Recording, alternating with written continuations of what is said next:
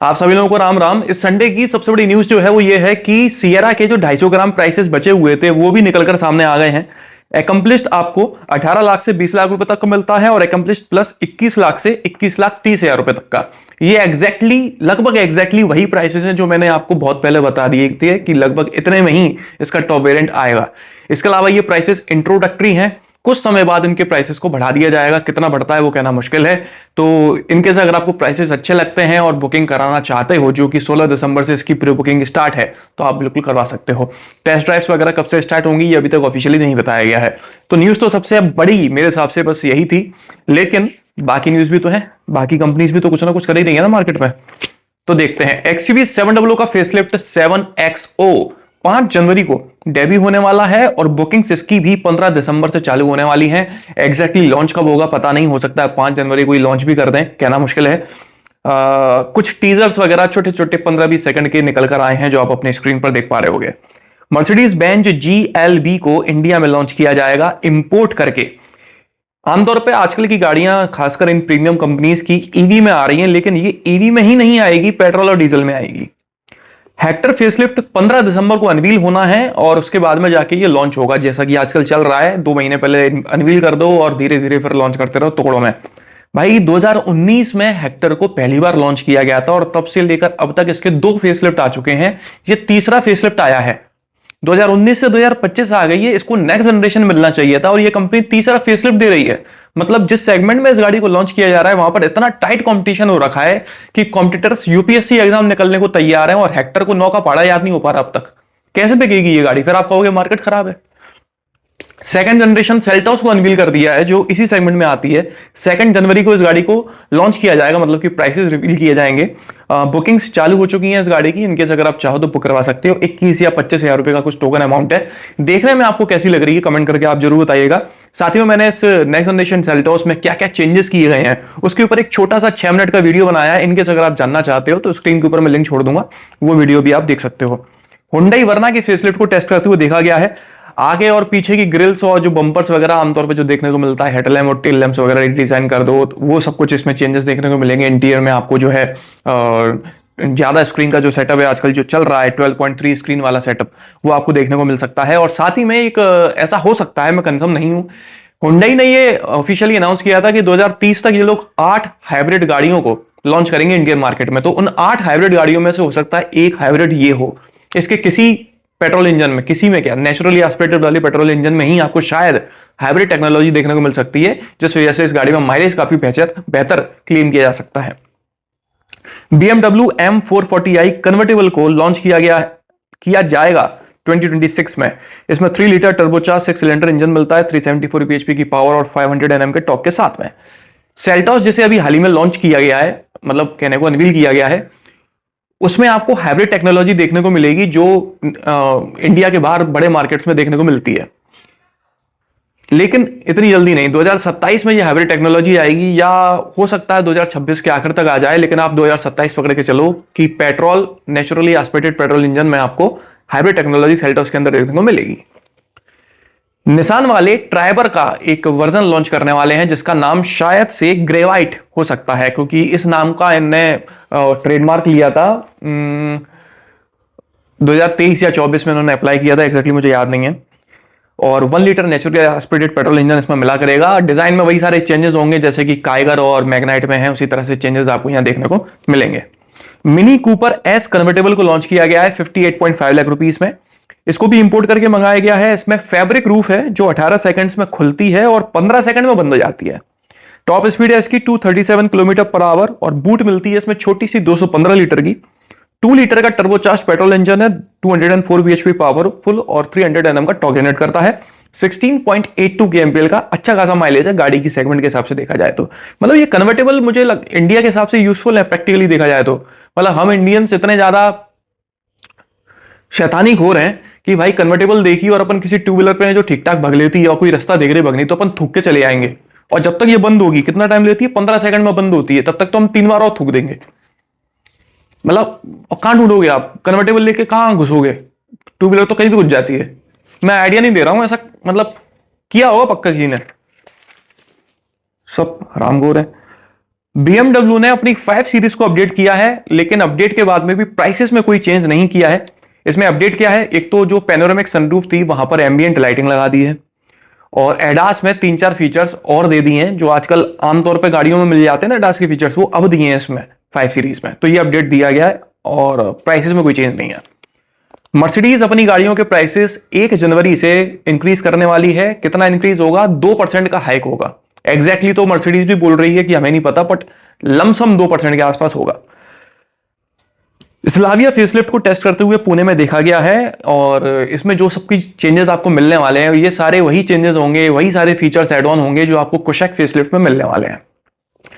Scorpio N pickup की testing चालू हो गई है, और मेरे ख्याल में शायद पहले भी एक बार टेस्ट करते हुए देखा गया था। इसके इंटीरियर में आपको डैशबोर्ड पर जो स्क्रीन नजर आ रही है ये वही स्क्रीन है जो आपको थार में, थार रॉक्स में, 3XO में देखने को मिलती है, वही स्क्रीन आपको इसमें मिलेगी। और स्कॉर्पियो एन का जो फेसलिफ्ट है वो उसकी भी टेस्टिंग चालू हो गई है, उसमें भी आपके इंटीरियर में यही स्क्रीन देखने को मिल सकती है। उसकी इमेजेस एक्जैक्टली निकल के सामने नहीं आई हैं, लेकिन जब पिकअप में वो स्क्रीन है तो वही इसमें तो होगी। नेक्स्ट जनरेशन डस्टर को एक बार और टेस्ट करते हुए देखा गया है। 26 जनवरी को यह गाड़ी लॉन्च होने वाली है। हैरियर और सफारी का पेट्रोल वर्जन 9 दिसंबर को लॉन्च होने वाला था। भगवान जाने क्यों नहीं हुआ भाई, मैं लैपटॉप पे बैठी रह गया, रात के 10 बजे का लॉन्च नहीं हुई। अब उसको डीलर के पास स्पाई किया गया है, देखा गया है कि 1.5 litre Hyperion petrol engine Harrier में लगा हुआ डीलर्स तक पहुंच गया है। ये लॉन्च कब होगी पता नहीं। पंच सीएनजी फेसलिफ्ट को वापस से टेस्ट करते हुए देखा गया है। जनवरी 2026 में ये गाड़ी लॉन्च होगी। रेनो और फोर्ड मिलकर काम करने वाले हैं, हमारे मार्केट में नहीं, यूरोपियन मार्केट में। इनको मिलने के पीछे जो इनकी मजबूरी है, मजबूरी क्या है कि यूरोपियन मार्केट में जो चाइनीज कंपनीज हैं वो आकर ऐसी ऐसी इलेक्ट्रिक गाड़ियां लॉन्च कर रही हैं कि जो यूरोपियन कंपनीज हैं उनका काम ठप हो रहा है। इसलिए रेनो और फोर्ड वाले मिलकर 2 नई ईवी बनाएंगे जिसमें रेनो का प्लेटफॉर्म यूज होगा और फोर्ड की गाड़ी यूज होगी, टेक्नोलॉजी यूज होगी, और वो मिलकर एक नई गाड़ी बनेगी ताकि इन चाइनीज कॉम्पिटिटर से कॉम्पीट कर सकें। फोर्ड का मार्केट शेयर 2019 में 6.1% का था, जो घटकर 3.3% का हो गया है 2025 में। यही वजह है कि रेनो और फोर्ड वाले मिलकर दो गाड़ी बनाने वाले हैं। डस्टर के पिकअप वर्जन की टेस्टिंग भी चालू हो गई है, लेकिन इंडिया में नहीं। ये ब्राजील में इसकी टेस्टिंग चालू हुई है, साउथ अमेरिकन मार्केट में इसको बेचा जाएगा। आप ये उम्मीद मत करना कि डस्टर पिकअप जो है वो इंडिया में आएगा, क्योंकि बहुत समझ लो मेरी आधी उम्र निकल गई तब जाके तो डस्टर की नेक्स्ट जनरेशन आ रही है। जब मेरे ऊपर लकड़ियां लगाई जा रही होंगी तब तक इसका पिकअप वर्जन आ ही जाएगा। सब्जी आज ही बेचेगा सारी।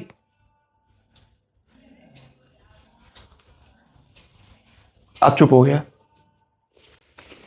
सिट्रन EC3 यूरो स्पेक वर्जन को टेस्ट करते हुए देखा गया है। ये भाई मतलब EC3 हमारे यहां पहले से ही है, लेकिन ये यूरो वाला वर्जन है। इसका कैमोफ्लेज देखना जरा, मतलब कैमोफ्लेज अपने आप में जितना बड़ा शब्द है उतना तो कैमोफ्लेज यूज भी नहीं किया गया इस गाड़ी के ऊपर, सिर्फ लोगों को छुपा दिया जैसे कि कोई गाड़ी पहचान भी नहीं आएगी। मतलब ये वाली बात हो गई ना कि भाई छुप जा, भाई छुप जा। तो भाई छुपे कैसे? ऐसे छुप गए भाई। क्या है ये? सिट्रन भाई तुम यार एक काम करो, तुम सिट मत करो, तुम रन करो, भगो यार तुम। सियरा के ऊपर एक और न्यूज है, हालांकि पुरानी न्यूज है 2, लेकिन एक नहीं है। 2 पुरानी न्यूज क्या है? सबसे पहले तो टॉप स्पीड नेट्रैक्स करके इंदौर में एक ट्रैक है, वहां पर इसकी top speed 222 kilometre per hour record की गई है।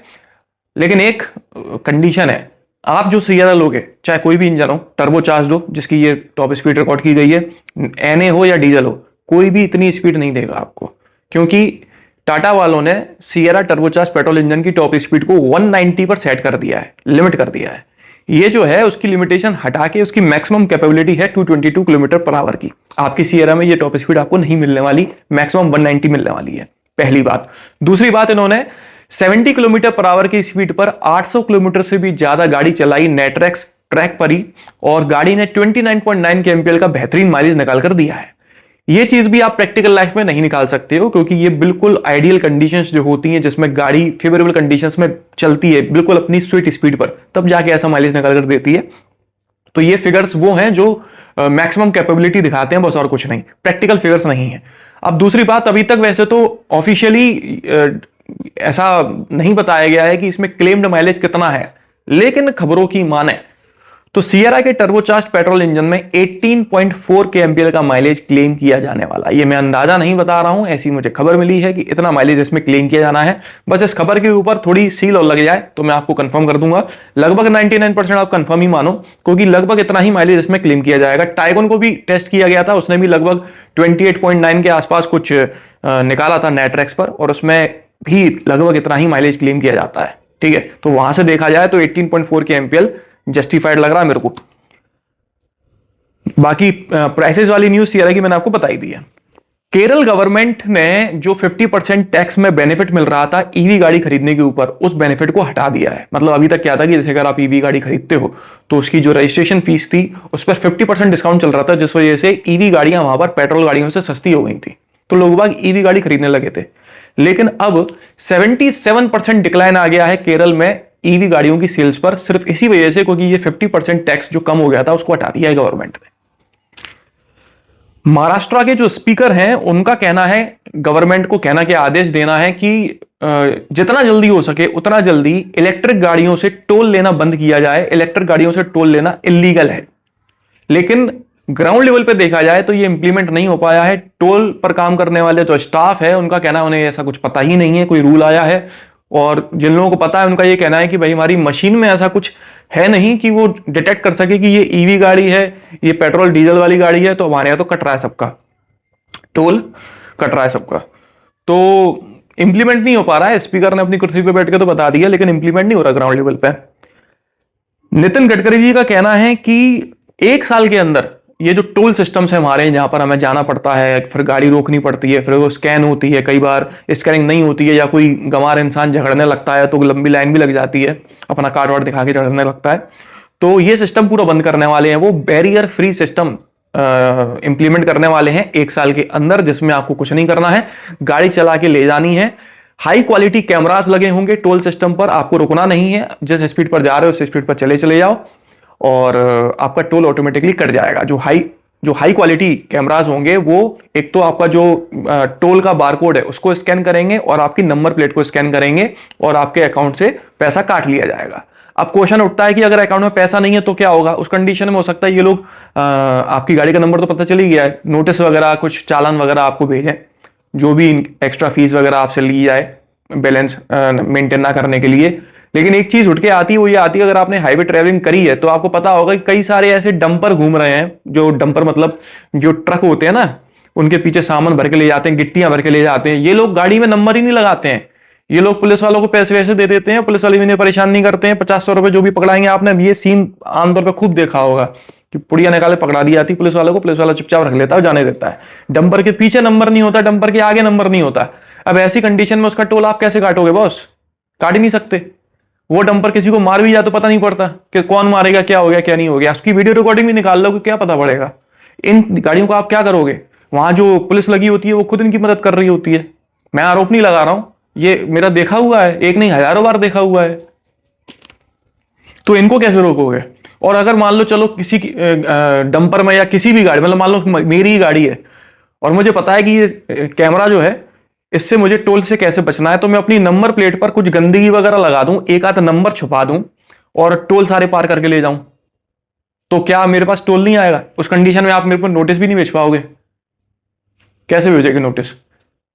ये कैसे इंप्लीमेंट होगा प्रॉपर तरीके से, वो भी 1 साल के अंदर? ये जरा मेरे अंदर 2-3 क्वेश्चन उठ रहे थे। XEV 9e और BE6 में भी XEV 9S की तरह 3 बैटरी ऑप्शंस मिलने वाले हैं। हाल फिलहाल अभी 59 और 79 किलोवाट आवर की बैटरी ऑप्शंस मिलते हैं, अब 70 किलोवाट का बैटरी ऑप्शन भी मिलने वाला है, जिसमें 600 किलोमीटर की रेंज क्लेम की जाती है, जो ऑलरेडी XEV 9S जो अभी हाल ही में लॉन्च हुई है उसमें मिल रहा है। विदा डर्ट ई K3 इलेक्ट्रिक यूथ मोटरसाइकिल को लॉन्च किया गया है। जैसे कि मैंने बोला यूथ मोटरसाइकिल, तो ये बच्चों के लिए बनाई गई है, 4 से 10 साल की उम्र के लिए। इसकी टॉप स्पीड है 23 से 25 किलोमीटर पर आवर, और पेरेंट्स जो हैं इसकी टॉप स्पीड को सेट भी कर सकते हैं, मतलब और कम कर सकते हैं, 8 किलोमीटर पर आवर कर सकते हैं, 15 और 20 ऐसे करके मल्टीपल लेवल्स बनाए गए हैं, उनको आप सेट कर सकते हो। लगभग 70,000 रुपए की आपको जो मिल रही है, अगर आप अपने बच्चे से कुछ ज्यादा प्यार करते हो तो लाके दे सकते हो, और पड़ोसी के बच्चे से नफरत करते हो तो उसे भी गिफ्ट में दे सकते हो।